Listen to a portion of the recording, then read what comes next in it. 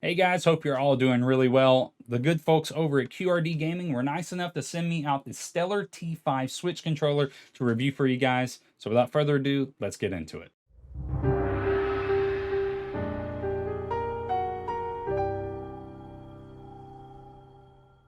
The Stellar T5 is a multi-compatible controller, which means that it's not just compatible with the Switch and Switch OLED. You could also use this for PC, iOS, and Android gaming as well. It's fully Bluetooth compatible, so if you wanted to have a good controller on the go, especially for you guys that like to mobile game, or that might be multi-platform gamers like myself and maybe want to use this on a PC as well, I think this is an excellent option for that specifically. I don't think you get the same kind of functionality with other Bluetooth controllers that are on the market that you do with this one. There is a lot of functionality in this controller specifically that I don't really see a lot of other competitors offering. Let's run through some of the key functions of this controller and some of the biggest selling points for this controller. You have the Effect Joysticks, which are extremely responsive. In the time that I spent playing, I found them to be extremely accurate. The whole function of Effect Joysticks is so that there is no drift, and in the amount of time that I used them, I didn't experience any drift at all. I found them to be extremely responsive. One of the games that I was testing out was Okami, and if you're familiar with Okami, you have to draw constellations, and I'm dumb and didn't do the constellations correct, because instead of just dotting the stars where they're supposed to go, I was actually tracing the whole thing, and I was like, why isn't this working?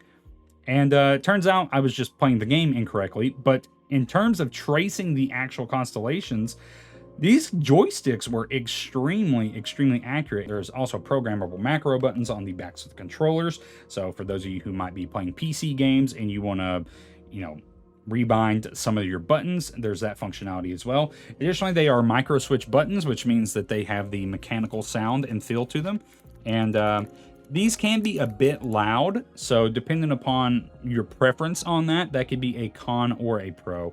For me, I love the feel of mechanical buttons, especially like on a keyboard as well. So I do really like the feel of these buttons, but they can be a bit noisy, especially the triggers. Of course, these controllers do have gyro functionality. I didn't really mess around with that a lot outside of trying some stuff in Tears of the Kingdom, but it functions like you would expect gyro to function. There wasn't any obvious like latency issues or any kind of like weird off the rail directional issues that I found with that. So gyro was working perfectly fine in this. There's also adjustable vibration control on the backs of both controllers that decrease in 5 levels. The vibration itself is very noticeable, and I love that there is the ability to adjust that if you wanted more or less. I will say, however, on the higher settings, it is a bit noisy, especially if you're in a quiet room or if you have the volume down on your Switch. It is pretty noticeable. It can be a little noisy in that regard, but the feel and functionality and the customization that you get from that is a really nice feature, and I did really like having the ability to adjust vibration on the go. One of the things that I really liked about this controller was the RGB functionality. I think a lot of times RGB can be overdone and can be a little gaudy and not pleasant to look at, but the RGB on the thumbsticks on these controllers is very subtle. It's really nice, and I found myself using the multicolored one the most compared to the others. Of course, there is other color options as well, so depending upon what your aesthetic and favorite colors are, they are completely changeable to do. One thing I will say that I don't like is how you change the colors. You have to press this T button here and then click the joystick as well. It's a little bit cumbersome to do. I mean, it's not a huge deal. Obviously, you see how I'm holding it here and how I'm clicking through it. But if you're on the go, and you're trying to do it with one hand or something like that, it can be a little tedious to do. Not a huge gripe by any means. If there was one thing that I found to be a bit annoying on this controller, it was just having to press both of those buttons to change through it at the same time. Design-wise, this controller is really nice as well. It has sort of that classic see-through Nintendo-esque style that you saw like on the Game Boy Advanced and the Nintendo 64. So I was a really big fan of that. My first Game Boy was one of the translucent purple Game Boy Advances. So this is a very nostalgic feature. And something that I really liked seeing. I think that's just a cool type of finish to have on a controller, and I think that is unique to the Stellar T5, if I'm not mistaken. The grip railing piece that the controller slides onto, pretty much just function just to hold the controllers themselves. It's just a very lightweight piece of plastic.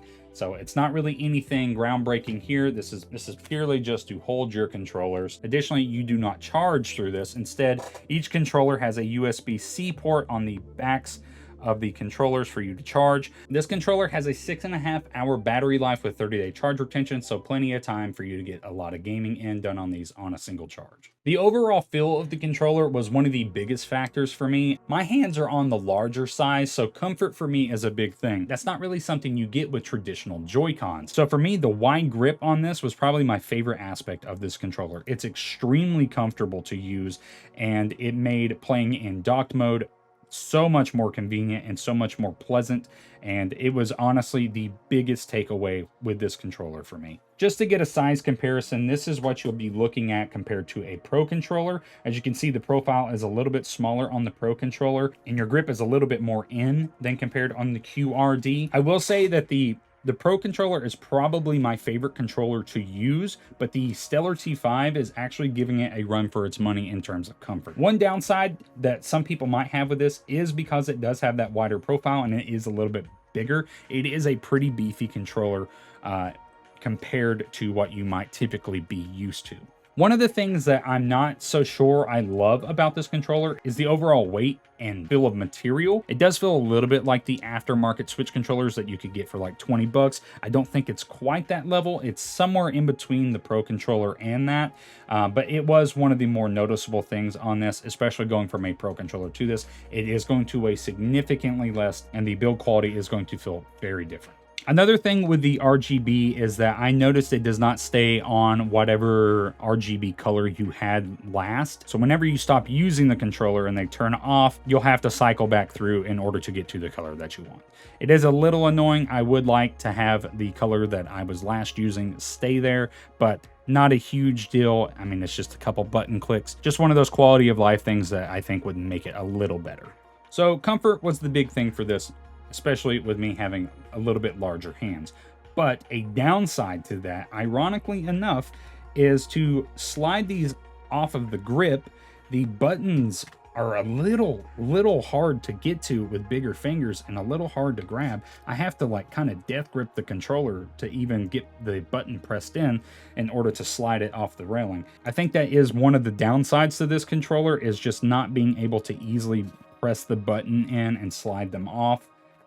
Again, if you have smaller fingers, probably not going to be an issue, but for those of us with a little bit bigger hands, it is a little difficult to get those off. It's a little contradictory sometimes with this controller because it is really pleasant for people with larger hands, but there are some things that are just difficult to do with this controller. For example, the D-pad is interchangeable with another style that they provide, and it is so hard to dig this thing out.